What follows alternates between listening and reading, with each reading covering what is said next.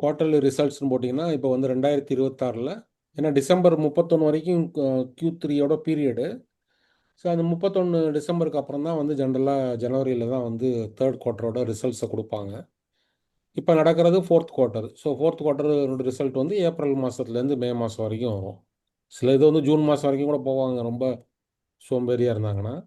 So இதில் வந்து தேதி வாரியாக உங்களுக்கு வந்துடும், 5ஆம் தேதி 6ஆம் தேதி அப்படி ஒவ்வொரு நாளையும் ஒவ்வொரு இது வரும். டோட்டலாக இது வரைக்கும் வந்தது பார்த்தீங்கன்னா இங்கே சொல்லியிருப்பாங்க உங்களுக்கு டேஷ்போர்டில். இது வரைக்கும் 159 கம்பெனி வந்துருச்சு. இதில் நீங்கள் பெய்டு வெர்ஷன் வச்சுருந்தீங்கன்னா உங்களுக்கு இங்கே வந்து ஃபில்டர் பண்ணலாம், எந்த இது வச்சு அப்படின்னு சொல்லி. ஸோ இப்போ இதில் வந்து சப்போஸ் நான் வந்து 5000 crore மேலே உள்ளது தான் பார்த்தேன்னா உடனே அப்கிரேட் நோன்னு வந்துடும். ஸோ தட் மீன்ஸ் வந்து நமக்கு வந்து அந்த ஃபெசிலிட்டி கிடையாது அப்படின்றத சொல்லிக்கிறோம். நீங்கள் என்ன பண்ணலான்னா சாயந்தரம் ஒரு 8 மணி 8 மணியோ எப்பயோ பார்த்தீங்கன்னா 19ஆம் தேதி வந்து பிஹெச்எல் மட்டும் வந்திருக்கு. So sales year on earn போது டிசம்பர் 2024லேருந்து 2025 கம்பேர் பண்ணுறாங்க. அது எப்படி முன்னேறி இருக்கா இல்லையா? எனக்கு வேண்டாம். ஸோ சேல்ஸ் வந்து 16% கூடியிருக்கு, எபிட்டா வந்து 79% கூடியிருக்கு, நெட் ப்ராஃபிட்டு, இபிஎஸ். ஸோ இது எல்லாமே கூடியிருக்குன்னா அப்போ வந்து பர்ஃபார்மன்ஸ் வந்து நல்லா இருக்குன்றதான அர்த்தமாகுது. ஸோ அந்த மாதிரி ஒரு இதை கொடுக்கும்போது நீங்கள் வந்து இமீடியட்டாக வந்து ஒரு இதில் போயிட்டு செக் பண்ணி பார்த்துக்கலாம். ஓகே, நமக்கு வந்து பிஹெச்இஎல் வந்து ஸ்டார்ட் ஃப்ரம் மந்த்து. ஸோ மந்தில் ஸ்டார்ட் பண்ணிங்கன்னா மந்த் வந்து உங்களுக்கு தெரியுது. ஓகே, இந்த ஒரு ஹை போயிட்டு அடுத்து வந்து ரீசெண்டில் வந்த ஒரு ஹை இந்த மாதம் நடந்திருக்கு. பட் அதுக்கப்புறம் கீழே தான் வந்துக்கிட்டு இருக்காங்க. வீக்லிலையும் கீழே தான் வர்றாங்க, டெய்லிலையும் கீழே தான் வந்துட்டு இருக்காங்க. ஸோ ஆட்டோமேட்டிக்காக என்ன ஆகுது, வாட் எவர் இந்த ரிசல்ட் வந்த பாசிட்டிவிட்டி வந்து ஹஸ் நாட் ஜென்ரேட்டட் இன்டு அந்த ஸ்டாக்கோட பெர்ஃபார்மன்ஸில்.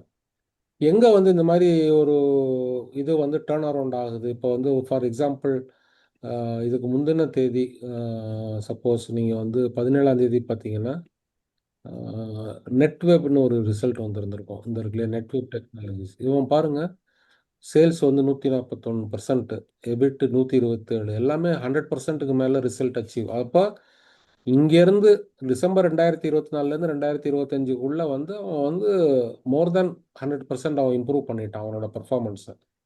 அதே மாதிரி குவார்டர் அண்ட் குவார்டர் பார்த்தாலும் நல்ல இம்ப்ரூவ்மெண்ட்டு. ஸோ கம்பெனி நல்லா இதாகுது அப்படின்னா அப்போ அது வந்து உங்களுக்கு வந்து எப்படி டிரான்ஸ்லேட் ஆகுது ப்ரைஸில் அப்படின்றத நீங்கள் செக் பண்ணி பார்க்கணும். இது வந்து வாங்குறதுக்காண்டி உள்ளது சொல்லல, பட் அதை மானிட்டர் பண்ணிட்டு இருக்கலாம். அதை மானிட்டர் பண்ணும்போது இதில் எப்படி ப்ரைஸில் எப்படி உங்களுக்கு அதனோட இம்பேக்ட் கிடைக்குதுன்னு பார்த்துக்கிட்டே இருந்தீங்கன்னா உங்களுக்கு வந்து புரிஞ்சிடும். இப்போ இது பார்த்தீங்கன்னா ஃப்ரைடே வந்து ரிசல்ட் வந்தது. இங்கேயே வந்து நீங்கள் இந்த ஒரு செட்டிங்ஸ் இருக்கும், அந்த செட்டிங்ஸ் ஆன் பண்ணி விட்டிங்கன்னா இங்கே இருக்குது ஏர்னிங்ஸ், இந்த இதை போட்டு விட்டிங்கன்னா இங்கே கீழே வந்து மெசேஜ் அது வரும். அந்த ஏர்னிங்ஸ் பிரேக் ஆன் பண்ணணும் அப்படியே. இருக்கு இருக்கு. ஓகே ஓகே இருக்கு சார். இருக்குது, பட் ஏன் இங்கே வரமாட்டேங்குதுன்னு தெரியல. இல்லை, ஏன்னா வந்துருச்சு, ரிசல்ட் வந்துருச்சு. ஏர்னிங்ஸ் பிரேக் ஆன் பண்ணுங்க. இது வருது, இது அப்டேட் மேபி இல்லையா? வீக்லியில வச்சா வருமோ? இல்லை இல்லை, டெய்லி தான் இங்கே வருதுல்ல. ம். எனிவே ஸோ அதை பார்த்துக்கலாம், அந்த இதை ஃபீச்சர் ஆன் பண்ணி விட்டுட்டு பார்த்துக்கோங்க. ஸோ இன்னும் ஃப்ரைடே பார்த்தீங்கன்னா இங்கே முடிஞ்சிருந்தாங்க. அப்புறம் இன்றைக்கி வந்து கேப் அப்பில் ஓப்பன் ஆகிட்டு அப்புறம் வந்து ஒரு ப்ராஃபிட் சடனாக ஜம்ப் பண்ணணும், ப்ராஃபிட் புக்கிங் மாதிரி நடந்துகிட்டு இருக்கு. ஸோ கம்பெனி நல்ல கம்பெனி அப்படின்ற பட்சத்தில் நீங்கள் வந்து இப்போ இதே இதை வந்து நீங்கள் இங்கே கிளிக் பண்ணிங்கன்னா ஆட்டோமேட்டிக்காக உங்களுக்கு வந்து ஃபுல் ஸ்க்ரீன் ஓப்பன் ஆகிடும். ஸோ ஃபுல்லாக கம்பெனி பற்றி நீங்கள் வந்து ஓவராலாக கம்பெனி எப்படி பண்ணுறாங்க. இப்போ பார்த்தீங்கன்னா மார்ச் 2025 1150 கோடி தான் பண்ணிட்டு இருந்திருக்காங்க. இந்த தடவை டிடிஎம், அதாவது ட்ரெய்லிங் 12 மந்த்ஸ்னு சொல்லுவோம், அதாவது 9 மாதம் வந்து இந்த வருஷத்து கேலண்டர் அந்த வருஷத்து ஆனுவல் இதில் வந்துடும். மிச்சம் உள்ள 3 மாதம் வந்து ஏப்ரல் ஜனவரி 2024லேருந்து மார்ச் 2025 வரைக்கும் உள்ள 3 மாதத்தையும் சேர்த்து பார்த்தீங்கன்னா ட்ரெய்லிங் 12 மந்த்ஸ்னு சொல்கிறோம். அதாவது இப்போ உள்ள பீரியட்லேருந்து 12 மாதம் முன்னாடி உள்ள பீரியட் வரைக்கும் பார்த்தீங்கன்னா 1825. இதுவே வந்து உங்களுக்கு வந்து இதோட ஒரு 50%க்கு மேலே டோட்டல் கூட வந்திருக்கு. ஸோ அப்போ என்ன ஆகுதுன்னா இந்த மார்ச் 2024 100% கூட. ஏன்னா 724 டபுள் ஆக்கினீங்கன்னா என்ன ஆகும்? 1400 சில்லற வரும். ஸோ அப்போ இந்த மாதிரி ஒரு அப்போர்டு இதை கொடுக்குறாங்கன்னா எப்படி வந்தது அப்படின்றத நீங்கள் அவங்க குவார்ட்டர்லி ரிப்போர்ட்டில் இங்கே கீழே கிளிக் பண்ணீங்கன்னா அவங்க தெரிஞ்சுக்கலாம். அதை வந்து நீங்கள் சாட் ஜிபிடிலையோ இல்லை ஏதாவது ஒரு ஏஐயில் போட்டு கூட நீங்கள் பார்க்கலாம். இல்லை இங்கே கீழே டாக்குமெண்ட்ஸில் போனீங்கன்னா இன்னும் வரல இங்கே. இந்த டார்க்காக இல்லாமல் ஒரு ஃபெயிண்டடாக இருக்கு இல்லையா? ஸோ இது வரும்போது உங்களுக்கு தெரிஞ்சிடும் இதில் வந்து என்ன புதுசாக அவங்க பண்ணாங்க அப்படின்னு. பட் அதுக்குள்ளே வந்து மார்க்கெட் அதை வந்து ப்ரைஸ் பண்ணிட்டு மேலே போகலாம். ஸோ உங்களுக்கு வந்து அந்த ஏர்லி பேர்ட் அட்வான்டேஜ் முடிஞ்சு போயிடும். ஸோ வேணும்னா நீங்கள் முன்னாடியே வந்து இந்த ரிப்போர்ட்டை கொண்டு போய் சாட் ஜிபிடியில் போட்டு கேள்விகள் கேட்டிங்கன்னா உங்களுக்கு வந்து ஒரு பதில் கிடைக்கும். ஸோ அது மாதிரி நீங்கள் வந்து இதை வந்து டெய்லி ஈவினிங், ஏன்னா நமக்கு சில கம்பெனிஸ் வந்து மார்க்கெட் முடிஞ்சதுக்கப்புறம் ரிசல்ட் அனௌன்ஸ் பண்ணுவாங்க, சில பேர் டியூரிங் த மார்க்கெட் அனௌன்ஸ் பண்ணுவாங்க. ஸ்க்ரீனரில் வர்ற ஃபீடு வந்து சாயந்தரம் வந்து ஜென்ரலாக வந்துடும். ஸோ அதை வச்சு பார்த்தீங்கன்னா உங்களுக்கு ஓரளவுக்கு ஐடியா கிடைக்கும் எந்த கம்பெனி நல்லா வந்திருக்கு, எது இப்போ நம்ம வச்சிருக்கிற கம்பெனிலே ஏதாவது மோசமான உள்ள கம்பெனியாக இருந்ததுன்னா அதுவும் பார்த்தா தெரிஞ்சிடும். இப்போ இந்த ஜெய்ஸ்வால் நீக்கோ வந்து ஒரு ரீஸ்ட்ரக்சரிங்கில் இருக்காங்க. சேல்ஸ் இம்ப்ரூவ் ஆகிருக்கு, பட் இபிஎஸ் குறைஞ்சிருச்சு, நெட் ப்ராஃபிட்டும் கொஞ்சம் தான் கூடியிருக்கு, 6% தான் கூடியிருக்கு. ஸோ இது வச்சிருக்கலாமா வேண்டாமா? ஹெச்டிஎஃப்சி பேங்க் எப்படி இருக்காங்க? ஆனால் ஹெச்டிஎஃப்சி பேங்க்கோட கமெண்ட்ரி பார்த்தீங்கன்னா தேர் வெரி ஹோப்ஃபுல். இன்னொரு நெக்ஸ்ட் 2 இயர்ஸில் வந்து நான் வில் பி பேக் டு என்ன சொல்கிறது பிளாக் பஸ்டர் அப்படின்ற மாதிரி தான் சொல்லிட்டு இருக்காங்க. ஆனால் ஐசிஐசிஐ பேங்க் பாருங்கள், கொஞ்ச நாளாக வந்து ஐசிஐசிஐ பேங்க் வந்து ஒரு மெத்தமான ஒரு பொசிஷனில் தான் இருக்குது. ஸோ இப்போ வந்து யாராவது ஒருத்தவங்க சார் ஐசிஐசிஐ பேங்க்கில் வாங்கலாமா அப்படின்னு கேட்டிங்கன்னா நீங்கள் என்ன பதில் சொல்லுவீங்க? எப்பா ரிசல்ட்டே மோசமாக இருக்கும்போது நான் எதுக்கு இப்போ போய் வாங்குறேன் ஒருத்தர் சொல்லலாம். இன்னொருத்தர் என்ன சொல்லலாம், எப்பா ரிசல்ட் மோசமாக இருக்கனால இது இன்னும் கீழே வரும், இங்கே வந்து டச் ஆனதுக்கப்புறம் நான் வேணால் பார்க்குறேன் அப்படின்னு சொல்லி கூட சில பேர் சொல்லுவாங்க. ஸோ அதுக்கேற்ற மாதிரி நீங்கள் அட்லீஸ்ட் உங்களுக்கு ரிசல்ட் மோசமாக வந்திருக்கா வரலையா அப்படின்றத தெரிஞ்சு வச்சுக்கிட்டிங்கன்னா மற்றவங்கள வந்து நீங்கள் எதிர்பார்க்க வேண்டாம். இந்த ஸ்டாக் எப்படி போகுமா, ஏன் கீழே விழுந்தது.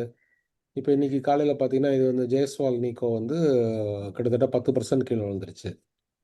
ஸோ அது மாதிரி ஏதாவது ஸ்டாக் நீங்கள் வச்சுருக்கீங்க, அது வந்து நல்லா பெர்ஃபார்ம் ஆச்சுன்னா ஆட்டோமேட்டிக்காக அது வந்து மேலே போகிறதுக்கு சான்ஸ் இருக்கும். இன்றைக்கி காலையில் யாரோ எஸ் பேங்க் இன்றைக்கும் நேற்றுக்கும் கேட்டுட்டு இருந்தாங்க.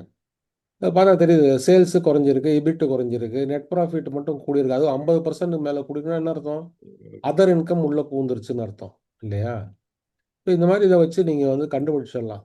ஏன்னா சேல்ஸ் இவ்வளோ தான் கூடியிருக்கு, எபிட்டு நெட் ப்ராஃபிட் இவ்வளோ பர்சன்டேஜ் கூடியிருக்குன்னா definitely there is some other income that is coming in to play. So daily சாயந்தரம் அதை பார்க்குறதுக்கு ரொம்ப நேரம் ஆகாது.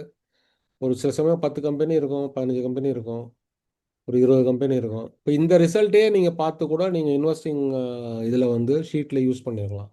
ஏதாவது ஒரு நல்ல கம்பெனி இருந்ததுன்னா அதை போட்டுருக்கலாம். இப்போ பிஎன்பி கில்ட் இன்னைக்கு பார்த்தீங்கன்னா கிட்டத்தட்ட காலையில் ஒரு 7%க்கு மேலே மூவ் ஆகிருந்தது. நான் அந்த இதை வாட்ச் பண்ணிட்டு இருந்ததுனால தெரியுது. பிஎன்பி கில்ட்டோ ஜில்ட்டோ ஏதோ சொல்லுவாங்க. ஸோ டே டைம் ஃப்ரேமில் பார்த்தீங்கன்னா தெரியும், நல்ல ஹெவி வால்யூம் வித் நல்ல இது போட்டு கொஞ்சம் ப்ராஃபிட் புக்கிங் நடந்துகிட்ருக்கு. ஏன்னா இந்த இடம் ஒரு இம்பார்ட்டண்ட் ரெசிஸ்டன்ஸ் மாதிரி இருக்கு இல்லையா? அதனால் மெயினாக வந்து வாட்ச் பண்ணிட்டு இருந்தீங்கன்னா இதை வந்து உங்களுக்கு யூஸ்ஃபுல்லாக இருக்கும். எந்த கம்பெனி எப்படி போகிறாங்க அப்படின்றத உங்களுக்கு தெரிஞ்சுக்கலாம். அதுக்கப்புறம் வந்து அதில் ஃபர்தராக ஒரு சின்ன சின்ன டவுட் ஏதாவது வந்தோன்னா யாராவது சொல்லுவாங்க இல்லையா? அதை வச்சு நீங்கள் புரிஞ்சுக்கலாம். மோசமாக இருந்துச்சுன்னா எனக்கு கழட்டி விட்டுட்டு அதுக்கப்புறம் கூட ஃபர்தராக யோசிக்கலாம். ஓகே, அதுதான் இது என்ன சீசன், மாம்பழ சீசனா வெங்காய சீசனா கேட்டுட்டு இருந்தேன். இது வந்து ரிசல்ட் சீசன்றனால ஒரு அட்லீஸ்ட் இந்த ஒரு மாதம் ரிசல்ட்டை ஃபாலோ பண்ணிட்டு இருந்தீங்கன்னா உங்களுக்கு ஏதாவது ஒரு பிரயோஜனமாக இருக்கலாம். Thank you. Super super, thank you thank you.